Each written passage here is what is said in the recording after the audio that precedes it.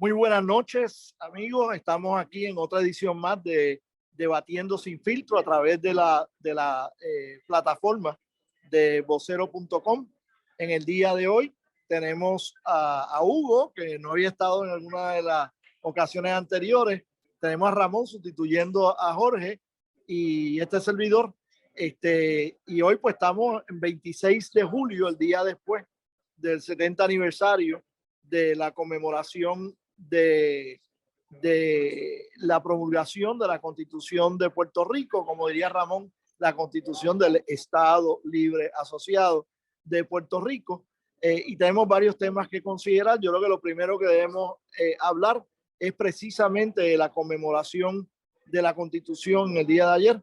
Así que podemos empezar con Ramón para que nos hable un poquito de eso. Bueno, primero que todo, buenas noches a todos los que nos sintonizan a través de las plataformas y en especial a Kenneth y a Hugo, que ya, como siempre he dicho, soy el sustituto recurrente, ¿verdad? Cuando Colbert no puede estar.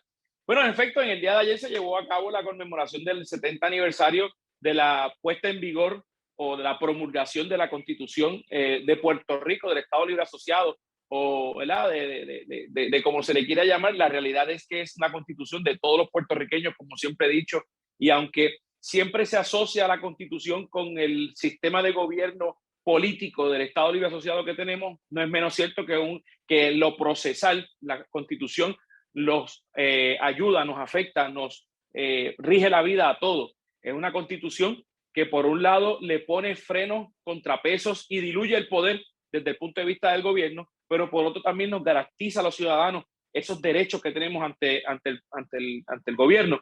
Es una Constitución que tiene un artículo 2, que es la Carta de Derechos, que ha sido modelo para otras constituciones. Usualmente copiamos lo de Estados Unidos, pero en este caso a nosotros nos copiaron, específicamente California, el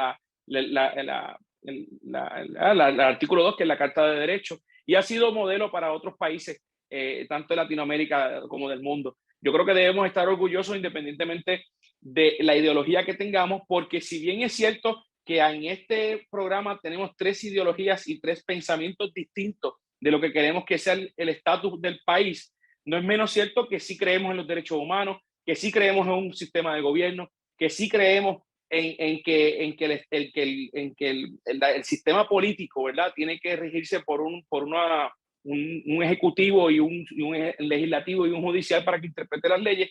Y eso precisamente es lo que hace la Constitución. Y esta Constitución, si bien es cierto que ha servido por los pasados 70 años al sistema de gobierno que tenemos, no es menos cierto que de igual manera una copia al calco podría funcionar para el Estado 51, siendo Puerto Rico, como podría funcionar para la República de Puerto Rico. Ciertamente habrá alguna que otra enmienda que habrá que hacerse técnica, pero aún como está, yo veo que puede funcionar. También te quiero mencionar que hay personas que quieren enmendar la Constitución. Yo soy de los cuidadosos que no le gusta enmendar constituciones, porque las constituciones, mientras menos se enmienden, mucho mejor. La última enmienda a la Constitución que se logró en Puerto Rico fue en los años 70 para reducir la edad de votación de 21 a 18 años.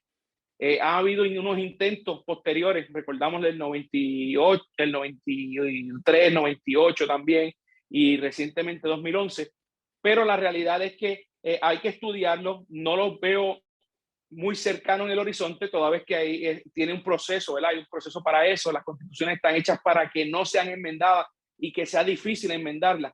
Tenemos, por ejemplo, la Constitución americana del gobierno federal, que en 246, 47 años que tiene de subsistencia, 240 y tantos años de subsistencia, se ha enmendado muy pocas veces, y la última vez fue, yo creo que hace más de 40 años.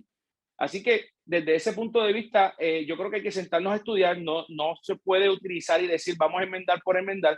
Yo estoy abierto a que me convenzan, pero en este momento no estoy convencido de entrarle ninguna enmienda a la Constitución. Muchas gracias, Hugo. ¿Qué tenemos que decir? Yo tengo que decir varias cosas de la conmemoración del 25 de julio de 1952, los 70 años que se dieron cita ayer para registrar en el Capitolio. Yo creo que este tema se puede dividir en 2 grandes subtemas. El primero es el que trajo Ramón, como un documento organiza el gobierno y concede unos derechos del individuo frente al Estado. Y me parece que esos son los dos aciertos del documento. Uno, que establece un sistema, lo que se le llama republicano de gobierno, que es aquel en el cual los poderes están divididos con balances y contrapesos entre las tres ramas de gobierno, la ejecutiva, la legislativa y la judicial. El otro gran acierto es la Carta de Derechos, que es ese artículo 2 que Ramón correctamente mencionó, que es el que le da a los individuos ciertos derechos frente a un ente todopoderoso que es el Estado. Y así pues, cuando uno ve que las personas tienen derecho a que no se puedan allanar sus casas sin una orden judicial, que no se puedan interceptar sus teléfonos, que no se puedan hacer arrestos ilegales, que el Estado tenga unos frenos, pues eso se lo debemos a esa Carta de Derechos. Y eso, ¿verdad? No se puede ser mezquino y no reconocer lo que esos son dos grandes aciertos. Ahora, el gran desacierto de esta Constitución es que en el momento en que se presenta al pueblo de Puerto Rico por el liderato popular de aquella época como el gran cambio en la relación de Puerto Rico con los Estados Unidos, como que habíamos logrado un pacto bilateral entre Estados Unidos y Puerto Rico que dejaba atrás la condición colonial y el poder plenario del Congreso sobre el territorio de Puerto Rico. Y al transcurrir los años nos hemos dado cuenta que ese discurso de que habíamos dejado atrás la condición territorial, el estatus de colonia que se le vendió, esa solución grandiosa en aquel momento, nos hemos dado cuenta que no era cierto, que era una farsa.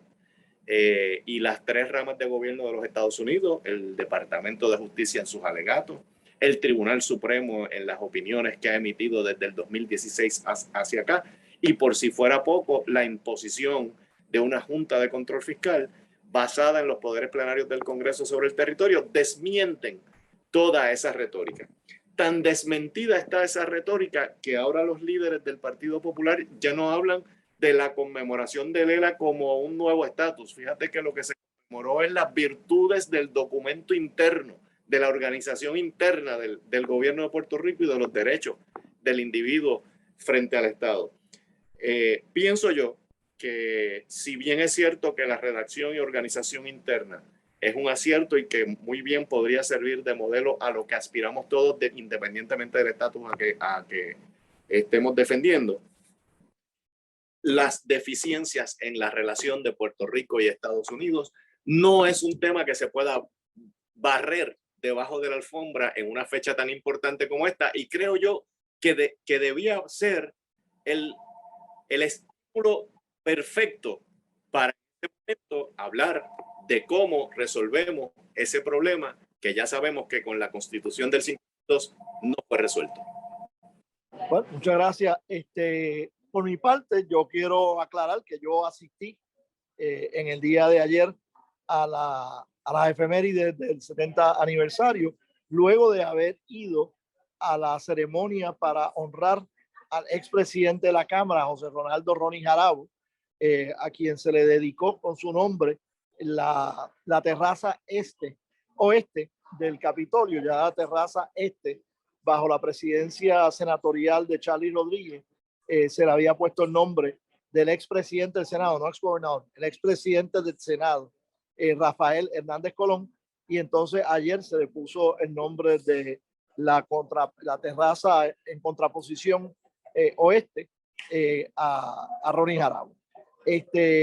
Y la razón por la cual yo fui a las actividades por la tarde es que aunque yo sabía que el 99% de los asistentes iban a ser populares como Ramón, pero debido a la naturaleza histórica de la fecha y de lo que se estaba conmemorando, entendía que era apropiado celebrar la Constitución de Puerto Rico, que fue redactada por independentistas, por estadistas y principalmente por miembros del Partido Popular Democrático. Como ha dicho Hugo, es un documento interno que describe la organización interna del gobierno de Puerto Rico y no tiene nada que ver con el estatus político. De hecho, nosotros entendemos, y creo que los independentistas también, de que en 1952 no hubo ningún cambio al estatus político de Puerto Rico.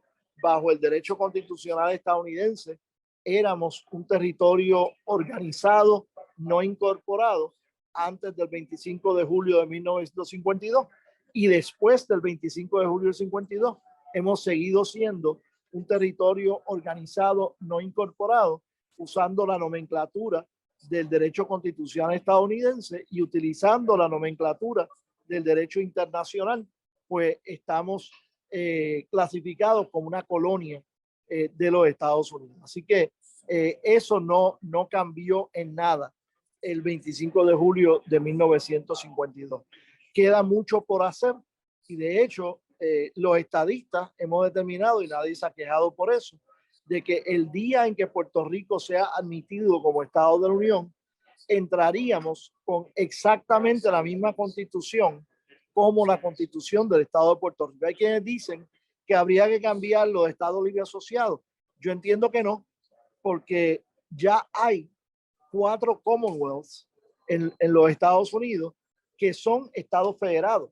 El Commonwealth de Kentucky, el Commonwealth de Pensilvania, el Commonwealth de Virginia y el Commonwealth de Massachusetts. Además de eso, pues hay una colonia que también se llama Commonwealth, que es el Commonwealth de las Islas Marianas del Norte, allá en el Pacífico. Así que ni tan siquiera el nombre que nos dimos a nosotros mismos de Estado Libre Asociado, raya, Commonwealth de Puerto Rico, tendría que necesariamente ser cambiado el día que Puerto Rico adopte esa constitución como la constitución del Estado.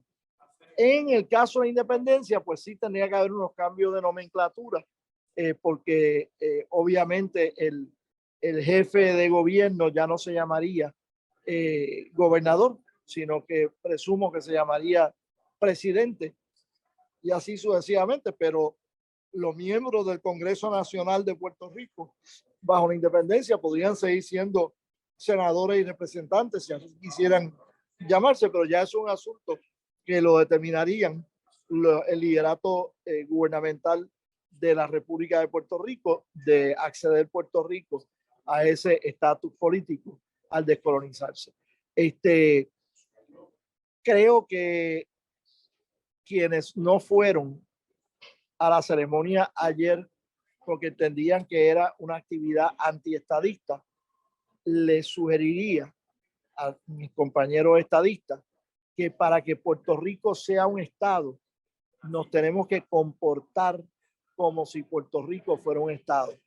Y en la política nacional estadounidense hay unas características donde uno exhibe unas cortesías, uno exhibe un protocolo que requiere que aún en ocasiones que uno pueda sentirse un poquito incómodo, como yo me sentí un poquito incómodo en algunos momentos de la ceremonia del día de ayer, uno deja pasar esas incomodidades con tal y demostrar un grado de patriotismo que es básico en la democracia estadounidense, de la cual queremos ser una parte plena.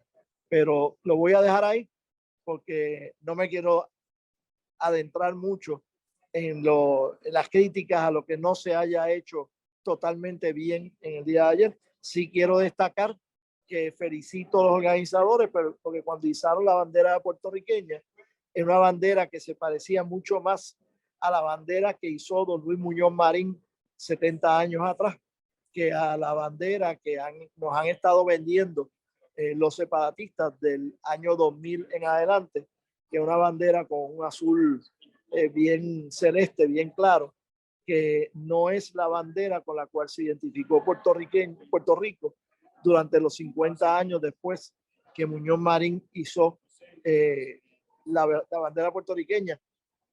Y sin mencionar algo que no mencionaron ayer, que cuando él hizo la bandera puertorriqueña hace 70 años atrás, era la primera vez que se izaba una bandera puertorriqueña sin nosotros estar cometiendo delitos, porque hasta ese momento, gracias a una ley aprobada por el Partido Popular, por Luis Muñoz Marín como presidente del Senado, se estaba cometiendo un delito al utilizar la bandera de Puerto Rico. Así que, habiendo dicho eso, Ramón, háblanos del segundo tema. Kenneth, antes de pasar al segundo tema, Hugo, sí. es hacer una pequeña aclaración, y es la siguiente. La delegación independentista no participó de la convención constituyente de don Gilberto Concepción de Gracia, el liderato del PIB de aquel momento, don Baltasar Quiñones Elías, Susón y doña Margot Arce de Vázquez, dándole la interpretación que se le quería dar de que era una nueva relación. Se retiraron de la convención constituyente y la combatieron, y no solo eso, sino que también hicieron campaña para que se votara no a la aprobación de la misma. Así que nada, quería hacer poner ese dato histórico en la mesa también. Pero hubo ideas independentistas que perduraron más allá de la retirada en algunos de los asuntos. Y lo otro que es importante, y aprovecho para resaltarlo, y tú lo dijiste, los independentistas aspiramos a una república que contenga una carta de derechos de los individuos frente al Estado. Los independentistas aspiramos a un gobierno democrático. Los independentistas aspiramos a que en la república haya separación de poderes. Es decir, esta caricatura que se nos hace a veces a los independentistas de manera muy injustificada y valga la redundancia, caricaturesca, de que lo que queremos es otra cosa, no es correcto. Así que me parece muy serio de tu parte el reconocer que en la República aspiramos a esos mismos derechos democráticos. Muy bien. Ramón, inicia el próximo tema. Esta semana se está llevando a cabo en el sitio donde vuestro honor está, allí en el Centro de Convenciones, la convención anual. Espérate, no escuché bien el nombre completo del Centro de Convenciones. En el Centro de Convenciones de Miramar, ¿es que se llama? Pedro Rosselló González. Pedro Rosselló González. Se está llevando a cabo la convención anual, y con ella también la votación de la nueva directiva, donde se escoge el presidente nacional de la Liga de Latinoamericanos en Estados Unidos, LULAC. Se espera que vengan muchos personal del gobierno federal. Se espera que venga el secretario de Educación, que es de orígenes puertorriqueños. También yo había escuchado, y pues me corrigió Kenneth en la parte antes de comenzar, yo había escuchado que la vicepresidenta Kamala Harris también había posibilidad de que estuviera. No sé si eso es cierto, pero en algún lugar lo leí, en algún lugar lo escuché, no recuerdo dónde. Pero la realidad es que este grupo de latinoamericanos están organizados en Estados Unidos por mucho tiempo ya, y ejercen un poder político en los distintos estados en donde están organizados. Hay que recordar que en los Estados Unidos, en muchas jurisdicciones, hay muchas más elecciones que las elecciones que nosotros conocemos. Es decir, en Puerto Rico conocemos elecciones a alcaldes, elecciones a legisladores, comisionados residentes y gobernación. Hay estados en donde se escogen los sheriffs, hay estados donde se escogen los concilios, estos que serían los que manejan los counties. Hay estados donde se escogen los jueces. Esta liga de ciudadanos latinoamericanos pues están bien inmersos en todo este tipo de elecciones, y logran ejercer un poder político bien significativo. Hay que recordar que los latinos en Estados Unidos son la minoría más grande cuando los contamos en el censo. Así que yo creo que el que hayan escogido a Puerto Rico, más allá de las bellezas que pueda tener físicamente de las playas, de que el calorcito que siempre le gusta a los que viven en el norte, pues yo creo que es significativo. Hay un grupo que sé que siempre este grupo se ha identificado con el movimiento estadista, pero hay un grupo de estadolibristas que también están allí insertados en una de las campañas a la presidencia, que se me escapa el nombre del incumbente ahora mismo, pero la realidad es que en cualquier movimiento político que ejerza presión y ejerza fuerza para adelantar lo que los latinoamericanos quieren, lo que nuestros hermanos latinoamericanos quieren, yo creo que es una buena idea. Y desde ese punto de vista estaban esperando hasta 15,000 personas, fue el último número que escuché, porque hay elecciones nacionales, y yo creo que eso Kenneth nos puede hablar mucho mejor sobre eso. Muy bien. Hugo, comentarios. Bueno, este grupo de LULAC, como dijo Ramón, yo creo que el movimiento estadista ha tenido mucho éxito en lograr que su agenda coincida o sea adoptada en las convenciones o en las manifestaciones públicas que ha hecho este grupo. Y creo que como yo he dicho en otras ocasiones, el problema de Puerto Rico en términos del estatus, yo no lo veo como un asunto al que LULAC tiene su constitución, etcétera, de derechos civiles o de libertades civiles o de participación. Yo lo veo como un asunto de descolonización entre dos naciones. Obviamente no resiento que estén aquí, no resiento que tengan su convención aquí, me parece que eso ayuda al movimiento económico, etcétera. Pero en términos de la participación, en términos de lo que ideológicamente apoyan, pues me parece que el movimiento estadista ha tenido un gran éxito en poder obtener su apoyo, pero vuelvo a repetir, yo no lo veo como un asunto de libertades civiles, sino como un asunto de descolonización de dos naciones. Bien, bien. Yo he estado como miembro de LULAC por alrededor de 30 años, así que conozco la organización.